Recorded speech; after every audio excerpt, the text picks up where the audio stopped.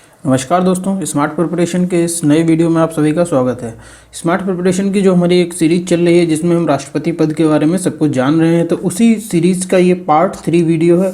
इस part 3 video में हम देखेंगे राष्ट्रपति पर महाभियोग कैसे चलाया जाता है और राष्ट्रपति पद के खाली होने की स्थिति में क्या होता है, यानी कि impeachment and the conditions of vacant position. तो चलिए शुरू करते हैं।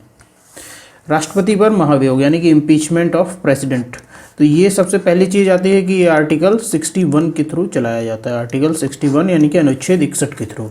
तो इसमें क्या होता है, पहला पॉइंट है कि राष्ट्रपति द्वारा संविधान का अतिक्रमण करने पर, ये इंपॉर्टेंट है कि कब चलाया जाता है, संविधान का अतिक्रमण करने पर, यानी कि किसी गैर संवैधानिक कार्य को करने पर संसद द्वारा महाभियोग की प्रक्रिया द्वारा उसको पद से हटा दिया जाता है। तो यानी कि राष्ट्रपति को उनके पद से जो हटाया जाता है उस प्रक्रिया को महाभियोग यानी कि इम्पीचमेंट बोलते हैं।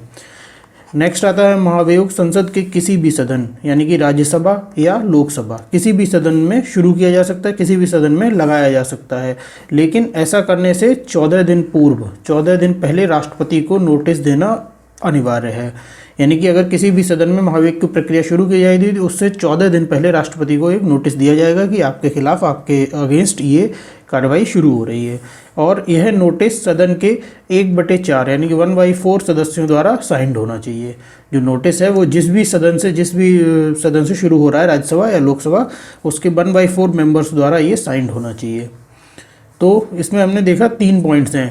पहली चीज़ तो महाभियोग राज्यसभा या लोकसभा किसी में भी शुरू किया जा सकता है। दूसरा है कि महाभियोग से पहले 14 दिन पहले राष्ट्रपति को नोटिस देना पड़ेगा। तीसरा है कि यह नोटिस 1/4 मेंबर यानी कि 1/4 सदस्यों द्वारा हस्ताक्षरित होना चाहिए। आगे नेक्स्ट देखते हैं, महाभियोग की प्रक्रिया में राष्ट्रपति को उपस्थित होने का अधिकार होता है। जब संसद के किसी भी सदन में महाभियोग की प्रक्रिया चल रही होगी तो राष्ट्रपति को उस सदन में उपस्थित होने का अधिकार होता है।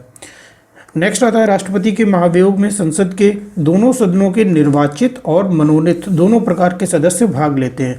काफ़ी इंपॉर्टेंट पॉइंट है, इसको ज़रा डिटेल में हम लोग समझेंगे थोड़ा सा कि राष्ट्रपति के महाभियोग में संसद के दोनों सदनों से मतलब क्या है, राज्यसभा और लोकसभा, इसके जो निर्वाचित सदस्य हैं यानी कि जो इलेक्शन के थ्रू आते हैं वो, और जो मनोनीत सदस्य हैं यानी कि जो अपॉइंट किए जाते हैं, वो दोनों प्रकार के सदस्य भाग लेते हैं। इससे हमने पहले वाले वीडियो में देखा था, जो हमारा पार्ट 2 वीडियो था, उसमें हमने राष्ट्रपति का इलेक्शन देखा था।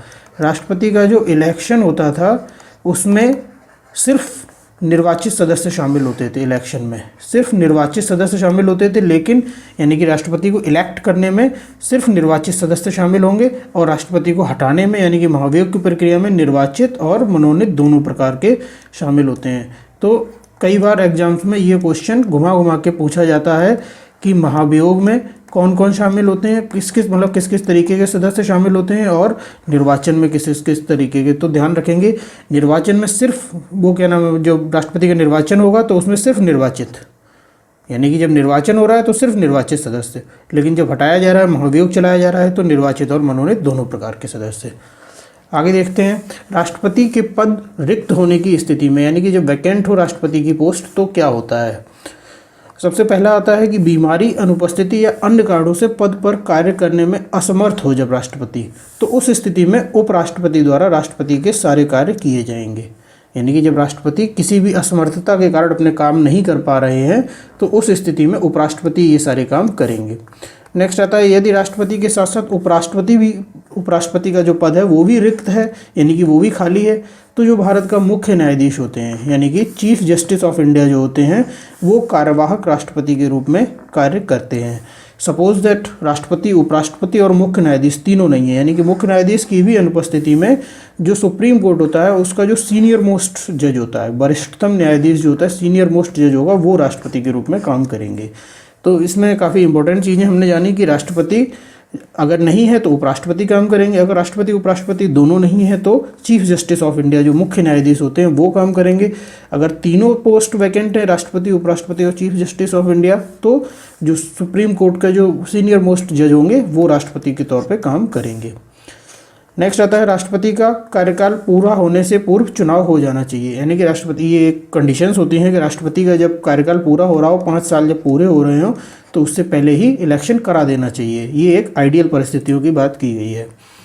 तो इस तरीके से दोस्तों हमने पार्ट 3 में स्मार्ट प्रिपरेशन के इस पार्ट 3 वीडियो में, द प्रेसिडेंट सीरीज़ के पार्ट 3 वीडियो में हमने देखा राष्ट्रपति पर महाभियोग कैसे चलाया जाता है और उसकी जो वैकेंट पोजीशन की स्थिति में कौन कौन से क्लॉजेस बनते हैं। जिस किसी ने हमारा अभी पार्ट 1 और पार्ट 2 वीडियो नहीं देखा है, प्लीज़ जाके देखिए, काफ़ी इंपॉर्टेंट है और एग्जाम से रिलेटेड कई सारे क्वेश्चंस को कवर करता है। जल्दी हम पार्ट 4 वीडियो लेकर आप लोगों के लिए आते हैं। तब तक के लिए हमारे चैनल को फॉलो करते रहिए, शेयर करिए, सब्सक्राइब करिए। Thank you.